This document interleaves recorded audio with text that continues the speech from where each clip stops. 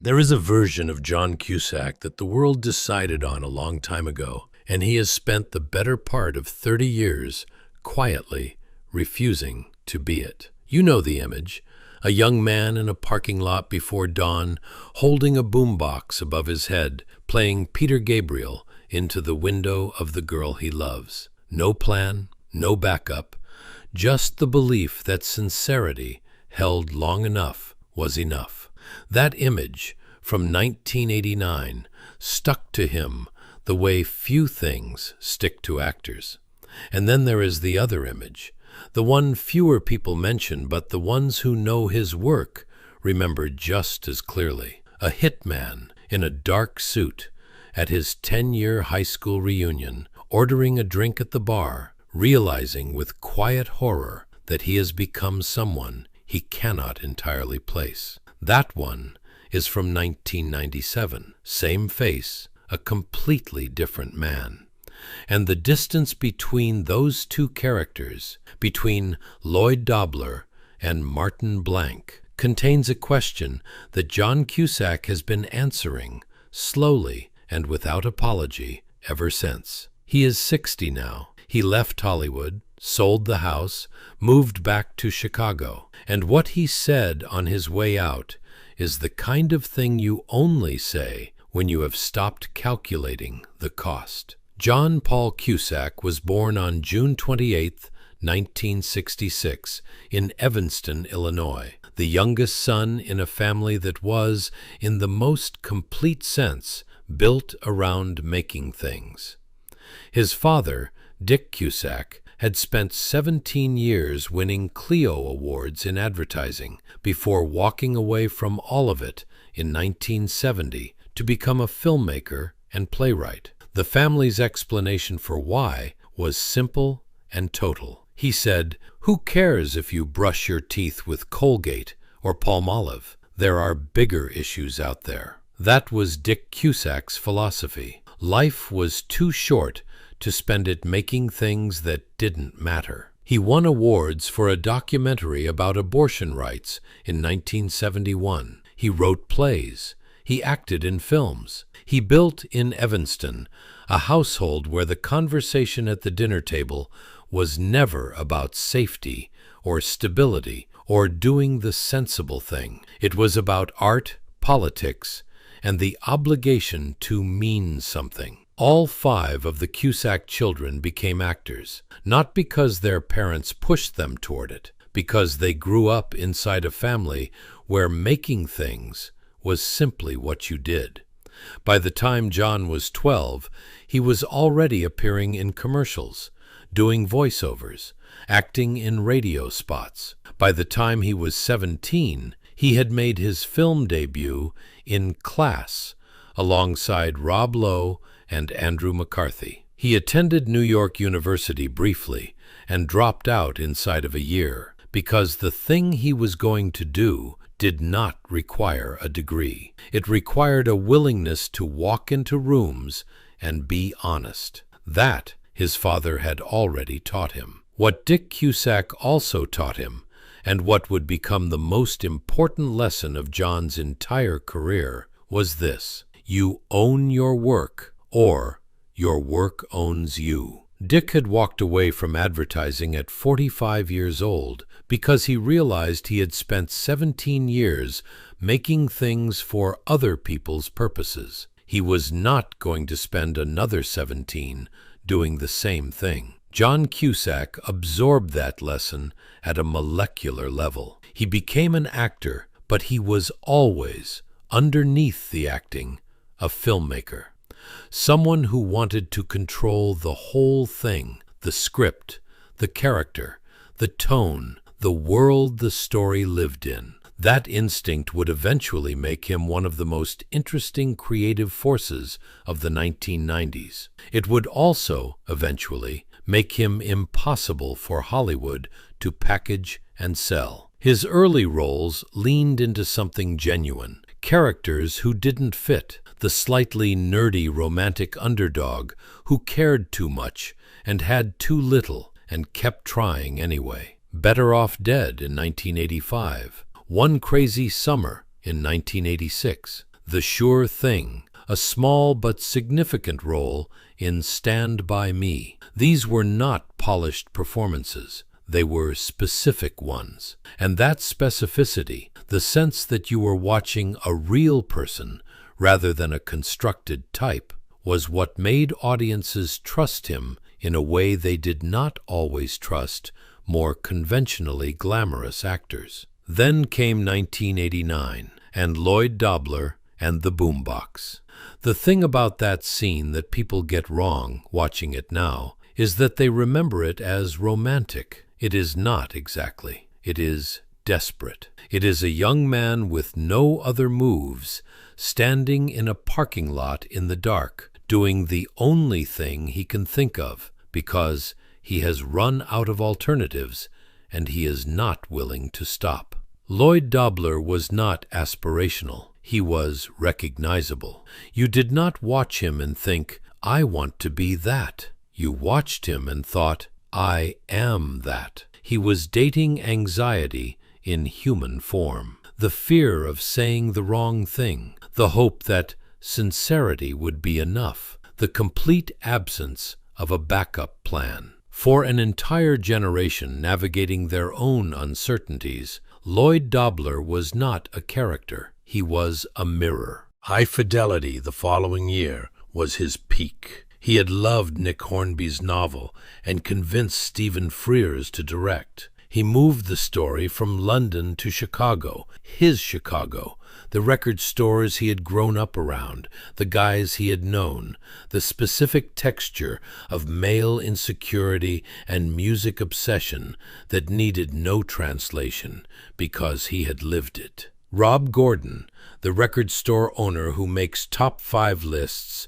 to avoid dealing with his emotional immaturity, was Cusack playing a slightly older, slightly more damaged version of Lloyd Dobler. He broke the fourth wall. He talked directly to the camera. He narrated his own dysfunction with the kind of self-awareness that is funny and sad in equal measure because it knows exactly what it is. Did I listen to pop music because I was miserable, Rob asks? Or was I, Cusack, could have stayed there? Hollywood wanted him to stay there. The nice guy romantic lead, the slightly awkward hero, the man who holds the boombox. It was a lane, and it was a commercially viable one, and he could have worked it for another decade without anyone complaining. He was not interested. He wanted to go somewhere harder. In 1990, he appeared in The Grifters, directed by Stephen Frears, a morally complex crime drama in which he played a small-time con man trapped between his manipulative mother and his dangerous girlfriend. It was as far from Lloyd Dobler as you could get. He later said of the experience that he felt like he was with the big boys now, and he was scared because he was working with Angelica Houston and Annette Bening and a director who did not make things comfortable on purpose. He liked being scared. He thought discomfort was where the real work was. He followed it with 8 Men Out, playing Buck Weaver, a Chicago White Sox player caught between loyalty to his teammates and his own moral compass in the 1919 Black Sox scandal. Cusack had grown up going to the old Comiskey Park, where the Black Sox had actually played. He knew the history. He read everything, the letters Weaver had written, the archives, the footage, and tried to capture not a character but a spirit. It was more restrained than anything he had done before, and more dramatically honest. The mid-1990s brought Bullets Over Broadway, a Woody Allen film, and then 1997 brought the film that proved John Cusack was not just an actor, but a filmmaker in the full sense of the word. Grosse Pointe Blank was the first film he produced himself. He co-wrote the screenplay. He assembled the cast.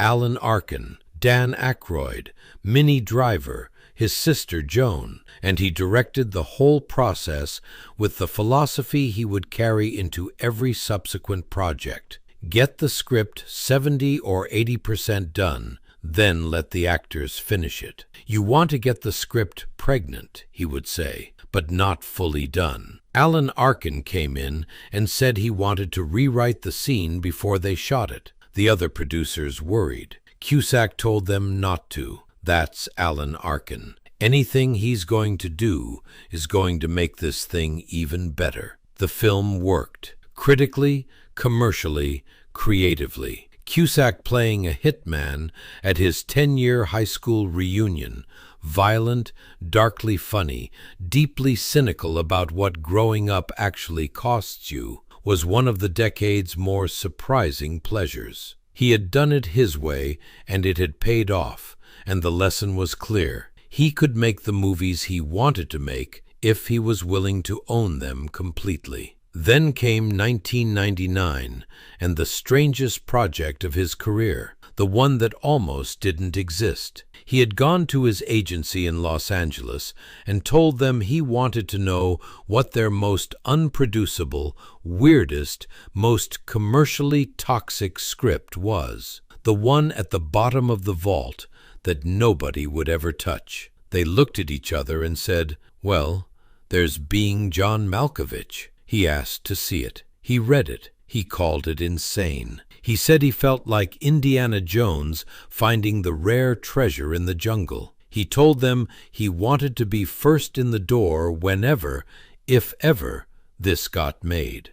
Being John Malkovich, directed by Spike Jonze from a screenplay by Charlie Kaufman, was exactly as strange as its reputation suggests. A puppeteer discovers a portal into the mind of actor John Malkovich and sells the experience to strangers. Cusack played the puppeteer. The film was surreal, existential, genuinely original, and utterly unlike anything mainstream Hollywood was producing in 1999. It was also, despite everything, a hit. And it proved something important about John Cusack. He had not just good taste in projects, but the specific kind of nerve required to chase the projects that everyone else had decided were impossible. Miserable because I listen to pop music? It is the question of an entire generation. Then the industry changed and did not change back. But before it did, there was one more film worth pausing on. In 2001, Cusack made Serendipity, a lighter, more conventional romantic comedy that was a box office success and a creative step sideways. It was the kind of film the industry was comfortable putting him in. He was good in it. It meant almost nothing to him creatively. That contrast between Serendipity and Being John Malkovich, between what the industry wanted and what he was capable of, is the clearest possible picture of the problem John Cusack was about to face. He had proven in 3 consecutive films at the end of the 1990s that he could make the strangest and most personal work of his career and have it succeed. The industry's response was to offer him more conventional leading man roles in films that had no interest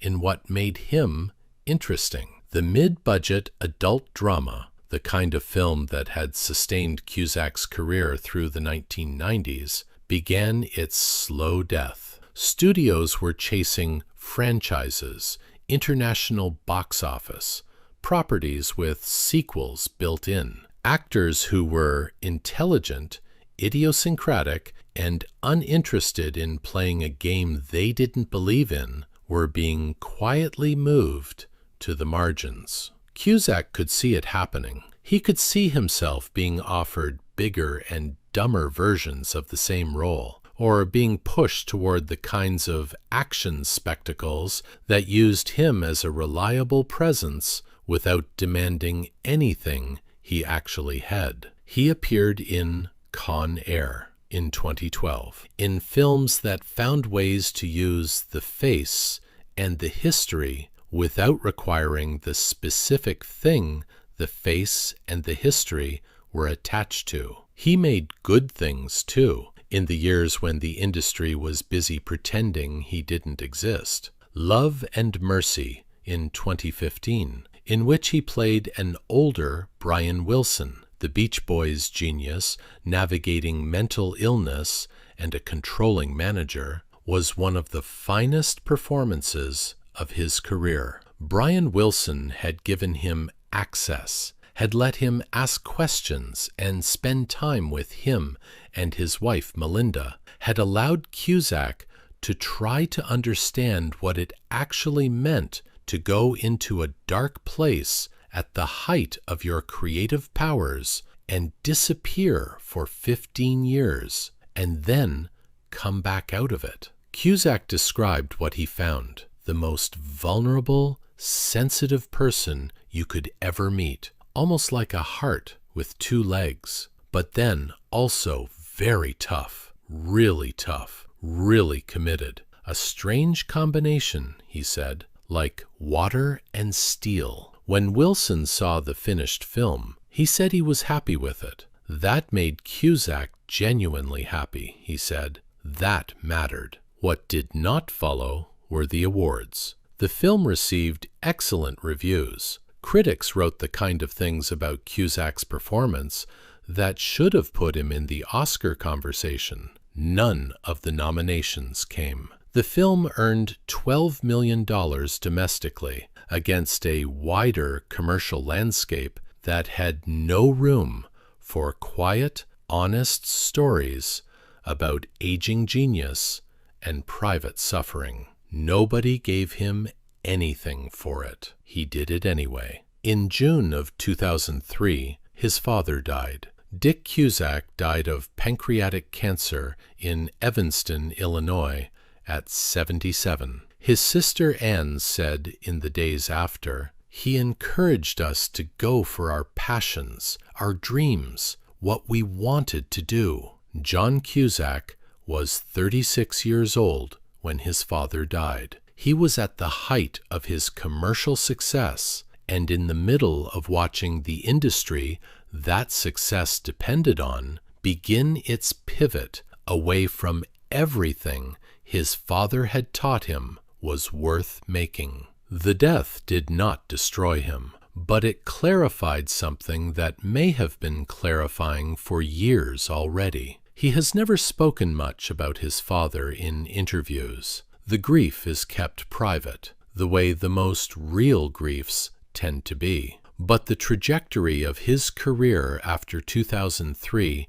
is legible if you know what you are looking at. The increasing willingness to say what he thought publicly without managing how it landed. The decreasing interest in maintaining an image that would keep him commercially palatable. The move back to Chicago, away from the machinery, back to the streets and the record stores and the ballparks that had given him the raw material for everything he had ever made that was worth making. John Cusack spent the rest of his career doing exactly that, regardless of whether anyone was rewarding him for it. He became more politically active in a way that, by his own admission, was not good for his career. He co-founded the Freedom of the Press Foundation in 2012 after payment processors shut down WikiLeaks. He traveled to Moscow with Arundhati Roy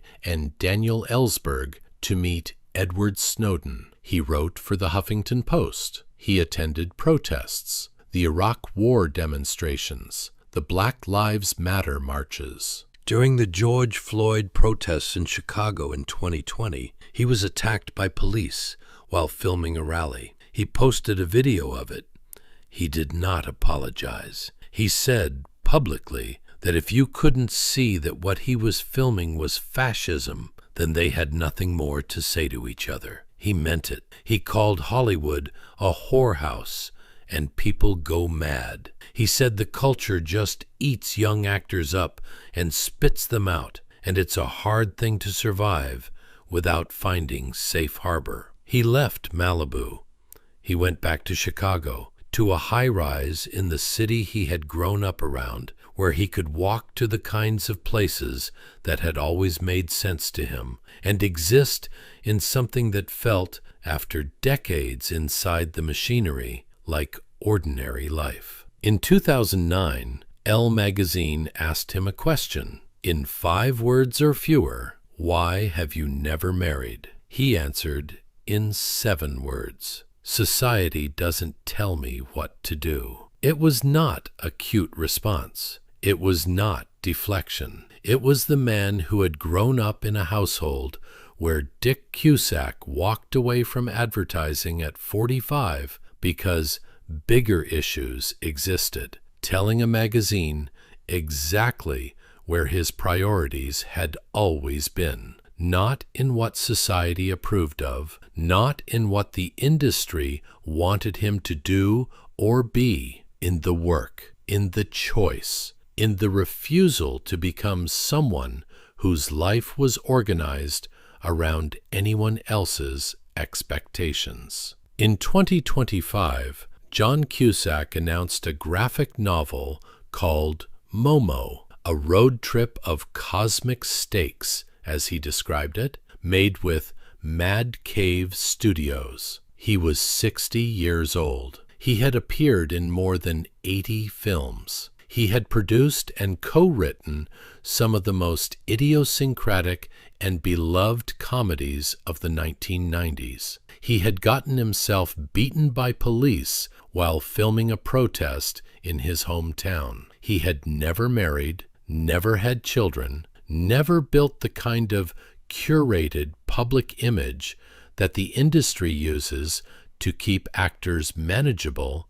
and sellable. Lloyd Dobler, the character that made him famous, had no idea what he wanted to do with his life, except that he didn't want to sell anything, buy anything, or process anything as a career. 35 years later, John Cusack still appears to be operating on that same principle. He is making what he wants to make. He is saying what he wants to say. And he is doing it in Chicago, where his father is buried in Graceland Cemetery, and where the old Comiskey Park used to stand, and where a record store once existed that he knew every inch of because he was Rob Gordon before he ever played him. Books, records, films, these things matter. Call me shallow. It's the truth. He said it as a character, but he meant it